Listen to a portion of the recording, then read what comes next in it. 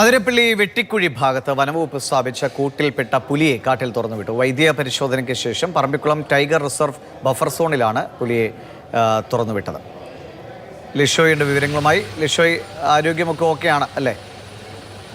തീർച്ചയായും ഇന്നലെ തന്നെ ഡോക്ടർമാർ ഇത് സംബന്ധിച്ചൊരു സൂചന നൽകിയിരുന്നു. അതായത് ഈ പുലിക്ക് മറ്റ് പ്രശ്നങ്ങളൊന്നും തന്നെയില്ല, പുലിക്ക് ആരോഗ്യവാനാണ് എന്നുള്ളത് തന്നെയാണ്, അധികം പ്രായമില്ലാത്ത പുലിയാണ് എന്നുള്ളത് തന്നെയാണ് ഈ ഡോക്ടർമാർ പറഞ്ഞിരുന്നത്. ഇന്നലെ പുലർച്ചെയാണ് ചക്കാലക്കൽ റോയുടെ വീട്ടിൽ വെച്ചിരുന്ന കൂട്ടിൽ പുലി കുടുങ്ങിയത്.